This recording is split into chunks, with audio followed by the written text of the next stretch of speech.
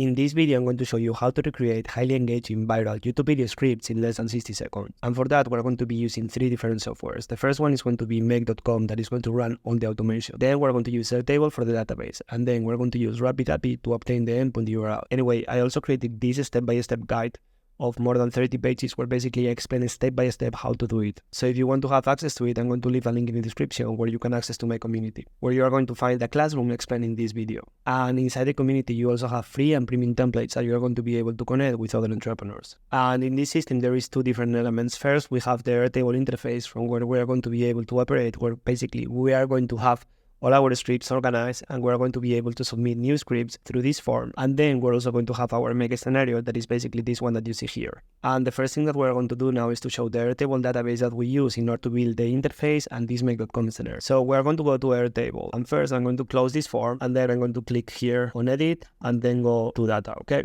And as you can see, the database is not going to be really complex, and we're going to have just one table. The first field that we're going to have is title, that is going to be a single line text field, where basically we're going to write the name of the script. Then we're going to add the video URL, that is going to be the URL that we're going to take from the YouTube video. Then we're also going to have the docs URL, that is going to be as well a URL type of field, where basically we're going to store the URL of all those documents as we create, because we're going to be creating the documents with Google Docs. Then we also have this field that is going to be created at, and then we're going to have this single select type of field that is going to be basically the status, where we're going to have save for later, create a script, this script in progress, or a script created. Then here, the YouTube video ID is the most important field of the whole system, because what we're doing here is to obtain the YouTube video ID, as you can imagine. And this YouTube video ID is basically everything that we have after the equal. So basically is this code that we have here, because then this video ID that we have here is a parameter that we're going to do in order to obtain the description of the video. Then the other fields that we're going to have is going to be a script ID, that is basically the record ID. And we're also going to have the company name, company service ICP, resource name, and then resource explanation. And these fields that we have here are going to help us to write the last section of the script and to write a more compelling call to actions. In the call to action, we're going to mention our company name, who is our ICP, the resource name that we are going to offer as a lead magnet, and then a brief explanation of that lead magnet. So now that we have seen already the Airtable database, we're going to see the Airtable interface that we're going to operate from. And as you can see here, it's a very simple interface, because it's basically a gallery hidden type of interface, where basically we're going to be storing all the different scripts that we're going to be creating. And as you can see here, we have created a total of 6 video scripts. And basically here in this overview, we have all the important information, like the title, the status, the docs URL, and the video URL. And if we click here in any of the items, basically we're going to open a record detail page. And in this record detail page, we're going to have all the information from that record or script. Basically, we're going to have the YouTube video ID, the video URL, when it has been created, the company mentioned, and basically all the fields that we mentioned previously in the database. Then here, we're also going to have access to the docs URL in case that we want to check them. And if you're wondering how it actually looks, as you can see, it's going to be a 6 pages document, but actually the length depends on the length of the original video, where basically at the end, we're going to be mentioning a call to action to our company. So as you can see, optimal path, where we specialize in building automated systems, and then resource library automation. And what we're going to do now is to basically run a quick example of how this automation works, okay? So I have this video here of Alex Formosi, and I'm basically going to take the URL, and I'm going to go back straight to the interface. So I'm going to close this one, and I'm going to create a new script. So I'm going to add the video URL, and I'm going to add the title. This is basically how millionaires make money. Then it's very important that we click in create the script, because we're going to have an automation that is going to run once the status equals to create the script. So we're going to click here, and then basically we're going to add here optimal path, and then it's going to be resource library. To explain what we do, so basically we build automated systems for company to automate and streamline their operation. ICP is business owners and team leaders. And the resource explanation is going to be basically library with automation, content, videos, guides, etc., explaining how to automate your business. So now we're going to click in confirm, and once we click in confirm, we're going to see how this status is going to change. First, to script in progress. Now in 10-15 seconds that I'm going to cut, we're going to have the file and script. And as you can see, we just received the docs URL, and this docs URL is going to have this script that is going to have approximately 6 pages. And basically at the end, we're going to have a call to action. And this is going to be something that is going to mention our company, our ICP, and also our lead magnet. So it's going to be super relevant for our audience. So now that we have seen a quick demo of how this system works, we're going to explain the Airtable automation that we have created. So basically, we need to go here, to click on Edit, and then go to the Automations tab. And as you can see, this automation is pretty simple. And it's going to be when a record matches the conditions, basically we're going to run this script.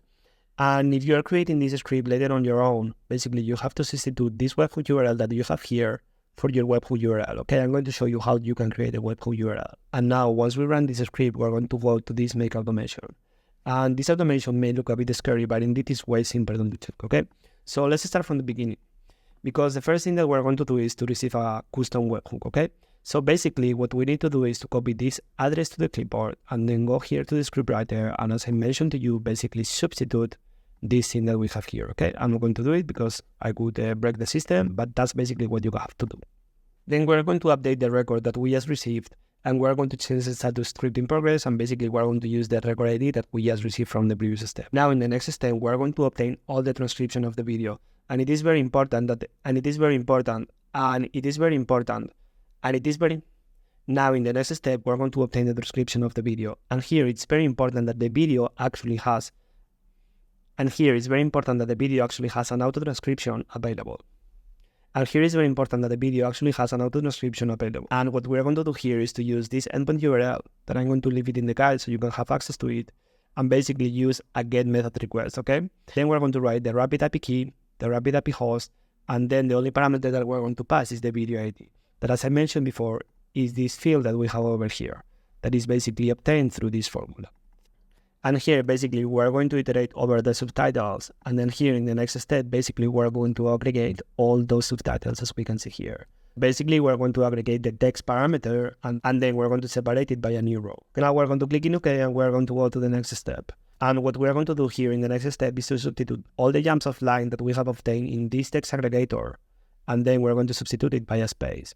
Then we're also going to substitute all the quotation marks by slashes. And indeed, this step is not 100% needed, because what this is going to do is to improve the accuracy of the ChatGPT output, because we're going to avoid those characters that may cause conflict with the JSON. And now what we're going to do in the next step is to count the characters of the whole transcription. And actually this step is super important, because depending on the character count, we're going to go through one route and another. And this is basically like this, because if we go above the 12K character count with each one of the OpenAI models, we may have issues because we are above the accepted tokens. And as you can see, there is many different routes, but the reality is that all of them are exactly the same, because what we're going to do in each one of the different routes is to obtain a number of sections that then we're going to rewrite one by one. And now we're here in the first section, and as I mentioned before, basically we are going to obtain two different sections. The first thing that we're going to do is to split this section in two, and for that, basically we're going to count the characters and divide it by 2, because then in the next two sections, basically we're going to set section 1 and section 2.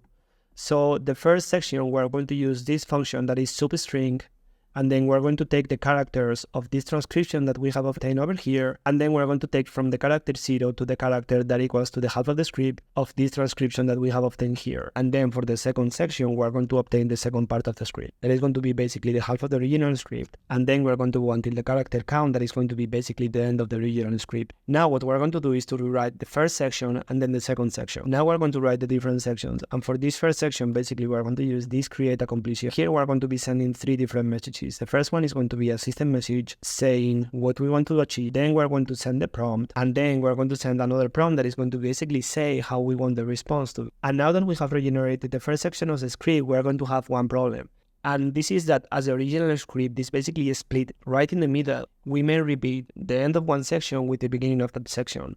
And to avoid that, basically, we're going to use these 3 models that we have over here, and then we're going to send a slightly modified prompt. And what we're going to do here is to first count the characters of this first section using this length function. Then we're going to calculate the last 10% of the character by using this function that we have over here. Then in this module, end of first section, that is also a set a variable module, we're going to obtain the last 10% of the section that we have generated over here. And then in the next OpenAI module, basically, we're going to use this end of first section that we have obtained over here, and we're going to send it in the prompt to OpenAI, so we make sure that the beginning of the next section is not going to be the same as the end of the previous section.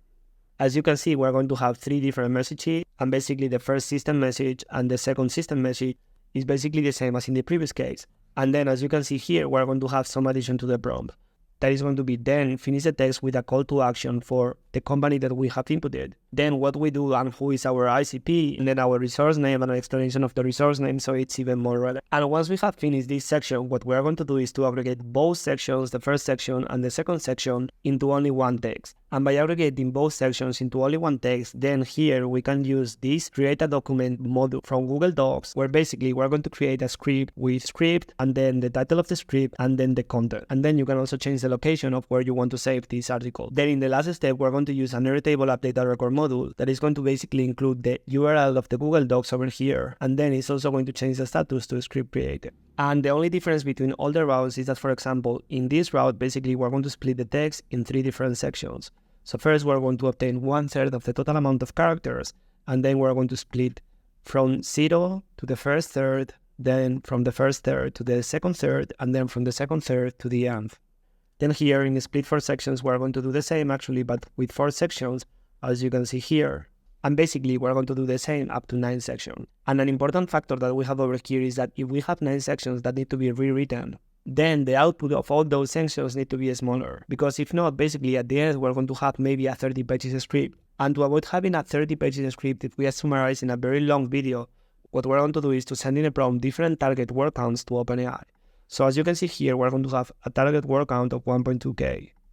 But then in the next section, we're going to have a target word count of only 1.1k. And if we go to the latest section, basically we're going to have a target word count of 500. And this is going to be important because even if we are feeding to the system a 1 hour length video, we're always going to have a script between 10, 15 or 20 minutes. So that will be basically it. And remember that if you want to have access to this document, basically you have to go to the link in the bio. And then once you join the community, you have to go to the Classrooms tab. And inside there, you're going to find a classroom with this exact step-by-step.